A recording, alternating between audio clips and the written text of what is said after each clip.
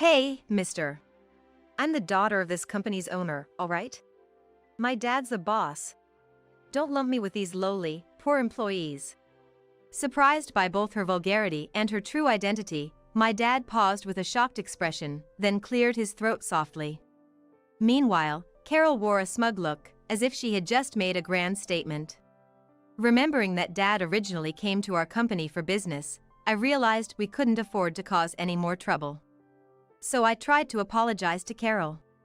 Just then, Dad spoke in a low voice. So, the lower ranks are the poor employees, huh? Maybe it's time to revise the salary structure. He muttered this almost to himself. What? Are you mocking me? Fine. Mister, what's your name? Which subcontractor do you work for? I'll tell Dad about you. It might just be your fault if the company goes under. Carol retorted. Dad, looking slightly puzzled, thought for a moment before breaking into a smile. Then, let's go say hello to the boss. Lenore and the others, come along. Everyone except Dad looked shocked, but he walked ahead. Not wanting to be left behind, we hurried after him. My name is Lenore. I'm a hardworking 28-year-old. The company I work for is quite large, and I work tirelessly every day. My dad, concerned about me, contacts me once a week, but I always reply with, "Don't worry." Trying to reassure him, almost forcibly. His concern is probably because he wants to recruit me to his company. 7 years ago, when I was still a college student, I was busy with job hunting every day to secure a job offer. Dad, who runs his own company, once invited me to join his company, saying, "Why bother with job hunting? You can just come work for my company." It's not that I didn't want to go to his company, but I didn't want to rely on such connections. I wanted to succeed on my own merit. And I wanted to work alongside him, as an equal, once I was fully competent at my job. I explained this and persuaded him. Reluctantly, he agreed, and I joined my current company. It's been 6 years since I started working here.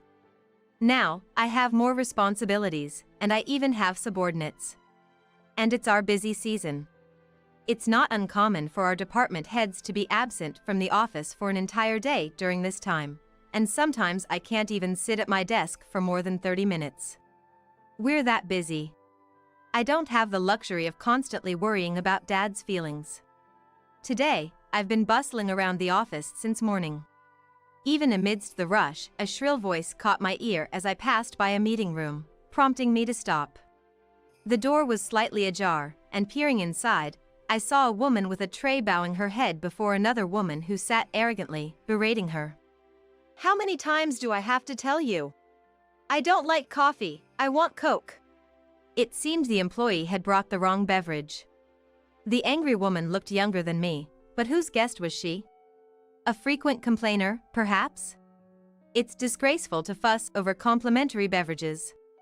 I wondered what her parents would think. Just as I was about to open the door and intervene. Ah, there she goes again.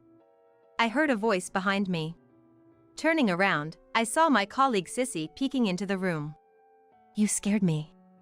Don't just start talking out of nowhere." I chided her in a whisper, careful not to be overheard. "Sorry. But it's unexpected to see you peeking, Lenore," she said with a mischievous grin. Sissy is only a year younger than me, even though she's my subordinate. We get along well and often go out for drinks. Professionally, she's my subordinate, but in our private lives, we're like friends. I wasn't peeking. "By the way, Sissy, do you know who that woman is?" I asked. "Oh, she's quite notorious around here," Sissy replied with a slight smirk. "That's Carol, the boss's only daughter." "His daughter? But why is she here?" I inquired, puzzled. "She occasionally comes to play around like this, throwing her weight around with the staff. No one dares to contradict her because she's the boss's daughter." As Sissy explained, Carol continued to berate the employee. "Go buy me a Coke. What's your name? I'll tell Dad," she shouted. I want to help that employee, my colleague, but I hesitated. Let's get back to work for now, Lenore. Sissy suggested. Poor thing, we don't keep Coke for guests. Sissy gently closed the meeting room door, holding the handle that I was gripping. She enjoys bossing the staff around like this. She never actually reports anyone. Last week, it was ginger ale. You have work to do, Lenore. She's not worth your time. Her words reminded me of the tasks I had to complete. Sissy, are you free now? Want to come to the warehouse with me? Sure. I was actually looking for you. I have some business there too. We left the meeting room, the shouts still echoing, with heavy hearts. Why does Carol come here to play? She should be having fun with friends. She looks college-aged. I pondered aloud while checking inventory in the warehouse. Apparently, she's joining the company next year. She's been visiting frequently for that. You'd think she'd rather be with friends, but she doesn't seem to have many. Sissy commented. True. I mused, feeling uneasy about Carol. Shouldn't she value the employees who support her family's business? Especially since they'll be her coworkers and supervisors next year? It's not right to treat them as mere playthings. Does she not realize she's embarrassing her parents? As I pondered these things, the pressure of my pen on the inventory notes inadvertently grew stronger. Noticing this, Sissy glanced at my notes. I get why you're angry, Lenore. She's exactly the type of person you dislike the most. She said with a wry smile. That's true, but what really irks me is the boss and the executives who say nothing. They should reprimand her for such behavior. Apparently, she's an overindulged child, born late in her father's life. Sissy explained with a gentle smile, easing me back into work mode. Thanks to her, I managed to finish the warehouse work surprisingly quickly. Exhausted from the day, I was heading home when my mobile phone rang. It was a message from Dad. Lenore. I'm coming to your company tomorrow for a business deal. If you're free, I'd like to see you. I was surprised. Dad was visiting my office? The company I work for is in the same industry as his company, and I knew they were connected, but it was the first time he had shown his face at my company in the 6 years I've been working there. I hoped to see him, but it really depended on timing, so I just replied. If I'm free, I'll come and see you. Let me know. And then closed the message. The next day, my office was busy, but things started to calm down by lunchtime. While eating, I received a message from Dad. I'll be at your company soon. I checked the time and decided to wait for him outside. As I got up, Sissy, sitting next to me, asked, Where are you rushing off to, Lenore? It's still lunch break. Oh, my dad is visiting the office today. I thought I'd go say hi since it's been a while. What? Can I come too, just to greet him? She asked excitedly. Sure, let's go together, I agreed. Sissy followed me, checking her reflection in the window and fixing her hair. I was pleased to have such an eager subordinate. While Sissy and I waited for my dad at the entrance. Is that him? She suddenly pointed to a taxi. I shook my head. Steve would have driven his own car rather than take a taxi. As we looked in the opposite direction, a shrill voice called out. Nice of you to meet me here. I pretended not to hear, but Sissy made a disgusted face as if to say this is the worst. Hey, you over there, where are you looking? I'm right here. I turned around, frustrated. And there was Carol. She was dressed inappropriately for the office, in a flouncy miniskirt and casual t-shirt, clacking her heels as she walked towards us. Excuse me, but you're mistaken. We're waiting for someone else here, I said, looking away again. In an ear-piercing tone, Carol shouted. What's with that attitude? Aren't you an employee here? Apologize right now. Sissy looked at me with a panicked expression. Yes, I'm an employee. But why should I apologize? I responded calmly. What? Carol seemed even more incensed by this. You, a lowly employee, think you can talk to me like that? Really, old lady? Well, a company needs its lowly employees, doesn't it? And for your information, I'm only 28, not an old lady. Carol burst into laughter at my reply. 28? You look much older. Is it hard being poor? I pity you, she said, pointing at me mockingly. I was furious, but I couldn't do much since she was the boss's daughter. I had to stand there, seething in silence, as she laughed. Then, "Hey, Lenore! Long time no see!" I heard a voice from afar. Approaching us was Dad, a slightly overweight, ordinary-looking man in a suit, waving his hand. "Who's that weird guy?" "Hilarious," Carol said, looking at him and laughing. That was the last straw for me. "Excuse me, that's rude." I raised my voice. "What? Who are you yelling at?" Carol yelled back. "What's going on? Are you all friends?" Unaware of the situation, Dad smiled at me kindly. "What? As if I would be friends with these people." Carol snapped at him, switching her target from me to him. Dad's expression changed immediately. "How rude to say these people when you are colleagues who work together." He was right, but Carol wasn't convinced. "Listen, old man. I'm the daughter of this company's owner. My dad is the boss. Don't lump me with these lowly, poor employees." Dad looked shocked by Carol's rudeness and her identity, then cleared his throat softly. Meanwhile, Carol looked smug, as if she had just triumphed. Remembering that Dad originally came to our company for business, I realized we couldn't afford to cause any more trouble. So I tried to apologize to Carol. But at that moment, Dad spoke in a low voice. "So, the lower ranks are the poor employees, huh? Maybe it's time to revise the salary structure." He muttered this to himself. "What? Are you mocking me? Fine. Mister, what's your name? Which subcontracting company are you from? I'll tell my dad about you. You might just ruin the company." Carol spat out. Dad, looking puzzled, thought for a moment before smiling. "Well then, let's go greet the boss. Lenore and the others, come along." The only one unfazed by the situation was Dad, who had already started walking ahead. Not wanting to be left behind, we quickly followed him. We reached the boss's office, and Dad entered first. Sissy and I followed, tense. Carol, pushing past us, rushed to her father. "Dad! This man, he..." She began to tattle immediately. Before Carol could finish, her father spoke loudly. "This man? Who are you talking to?" "I'm sorry, Steve. My daughter lacks manners." He shot Carol a sharp look to silence her, then turned to us with a smile. "Ah, it's your daughter with you today?" "Did you know about me?" I asked, surprised. Dad sat down on a sofa. "Wait, Dad," Carol protested. Dad gave me a kind look, then turned his sharp gaze to the boss.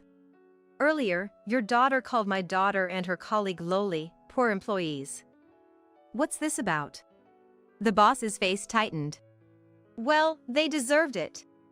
They were rude to me, just low-end employees." Carol continued in her shrill voice. "What?" The boss turned pale and shouted angrily at Carol. "What are you saying? This lady is the daughter of a valued client, and this man is her father and the current boss." "Eh?" Carol's face turned pale, realizing the gravity of her actions. To think such a large company still treats its employees as poor. You've become quite the boss, haven't you? If your employees are poor, shouldn't the company be ashamed? The boss was sweating profusely. "I can't leave my daughter in such a place. She'll resign today." When the boss heard that, he immediately apologized to my dad and said, "I'm terribly sorry. I've heard your daughter is very skilled. Please, not resignation. And you, apologize to him." "Wait, Dad. What's going on?" I whispered to him. "I had let the boss know that you were employed here, to look out for you. As I knew that you don't like the preferential treatment, I told him just to keep an eye out." Ignoring the boss and his daughter, Steve explained kindly. But I never thought this company would treat its employees like slaves. Lenore, you can quit now. You've done well here for 6 years. Come work for me. That's sudden. I can't just leave in the middle of the busy season. I protested. Dad seemed a bit exasperated by my response, but he eventually agreed. All right, if you insist. After this busy season, come work for my company. And you, it must be uncomfortable staying here after this. What do you say? The industry is the same. He kindly offered this to Sissy. Yes, absolutely. Sissy replied immediately. Wait, Sissy. I haven't decided yet. I protested. Sissy looked at me quizzically. Why not? Your dad's company is one of the elite in the country, and you're his daughter. Why wouldn't you go? Dad nodded in agreement with Sissy's words. I don't want to join his company just because of connections. I know Dad's company is big, but I didn't want to take the easy way. I explained. Sissy smiled happily. That's so like you, Lenore. And she continued. Lenore's father, I'm Sissy. I really appreciate that I can work with her. She is an outstanding boss. As she praised me, Dad smiled and sobbed along. I felt embarrassed and urged Dad to continue. Dad, the boss is still. Ah, right, forgot about that. Sorry, Sissy, we'll talk later. Yes. Sissy cheerfully replied. Now, boss, no need to apologize anymore. Let's end our business dealings here. As my dad finally addressed to him, he was surprised and looked up at Dad. That would be a great loss for us. I'm truly sorry. No, it's fine. This isn't because of the disrespectful behavior towards them. Then why? He asked. Please guide me. I'll improve anything. I'll definitely make improvements. The company would suffer a huge blow if they lost their dealings with Dad. That's why the boss kept apologizing repeatedly. Improvement is impossible. Once trust is lost, it can't be regained.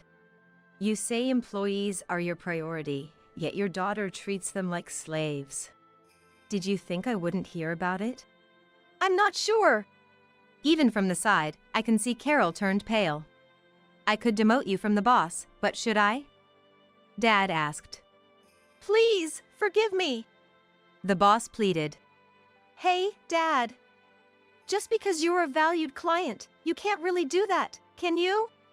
I asked. I can. Dad replied with a smile, indicating he really had the power. I don't inquire deeply into the relationship between the boss and Dad, but Dad might be more powerful in this industry than I thought. With this realization, the both attitudes of my dad and the boss make sense. I won't go that far since I'm not a child, but I will end our contract. Thank you for your business. With that, he stood up, straightening his suit. Please, I'm begging you. Just for this term, please reconsider. How about a promotion for your daughter? No, a raise. She can even become an executive right now. Dad! But you said I would start from manager because of how it looks to others. An immediate promotion to executive is impossible. At that moment, my dad's look at the two changed to one of disdain. And the boss's pleading eyes were fixed squarely on Carol. Despite this, Carol still seemed dissatisfied with the difference between what her father had said about my position and her own treatment. I almost felt sorry for the boss with such an oblivious daughter. But I had reached my limit and couldn't hold back anymore. You plan to put a woman who called us lowly, poor employees, and was rude to Dad in a position of authority? I blurted out. Well, my daughter doesn't understand because she hasn't experienced the real world yet. She'll learn to respect others through the hardships of society. Respecting others has nothing to do with social experience. I interjected, louder than I intended. Carol looked up, startled, and I addressed her. A company cannot function without its employees. Even someone who has never been an executive, like me, understands this. But you don't. Why? How would I know that? Carol seemed genuinely clueless. Do you think being a daughter of privilege puts you above others? Of course. I'm from a different upbringing. It's not my decision, it's God's. To Carol's nonsensical reply, I forced a smile. Then, as the daughter of this company's boss, I'm higher than you, right? You'll listen to me? My smile was apparently so frightening that Sissy later told me it scared Carol, whose composure vanished. Fine, what do you want? This company is not your playground. If you want to play, go find your college friends. Carol hung her head in shame, her face flushed. Sissy quietly applauded me. Well said. That's my daughter. Dad laughed heartily. After that, Sissy and I spent a hectic month at work. But the second half of the busy season was unexpectedly calm. Each time our supervisors and colleagues looked puzzled, Sissy and I exchanged knowing smiles. A month later, Sissy and I resigned and joined my dad's company. Our previous company began to decline drastically. Rumors quickly spread that the abrupt termination of the contract with a major firm was to blame, prompting other companies to reconsider their dealings. Sales plummeted by 40%, most employees started job hunting, and the company's decline accelerated. The general meeting decided the crisis was due to the boss's fault, and he was ousted. His brother is now trying to rebuild the company. According to Dad, this brother is well respected. The company might be reborn into something better. On the condition that the former boss's family no longer be involved, Dad began moves to restart dealings with them. I also heard from Dad that the former boss's family began to lose their possessions, eventually selling their house. I don't know where they went, but I doubt a family accustomed to such wealth could adapt to normal life. In fact, Carol reportedly got a job at a grocery store, acted arrogantly to customers, got into an argument, and was fired within hours, becoming somewhat of a legend. In my personal life, I managed to convince Dad to let me start as a regular employee instead of directly becoming an executive. However, I'm aware that I'll eventually take over the company. So, I balance my everyday tasks with assisting the executive team. Constantly amazed by their innovative ideas that never occur to me, sometimes feeling overwhelmed. But every time I feel like my head is about to explode, Sissy is there by my side, saying, Lenore, let's finish this task first. Then we can decide the priority for the next ones. Her support keeps me grounded. Sometimes the pressure of being the boss's daughter feels crushing, but with Sissy around, I can stay confident and cope.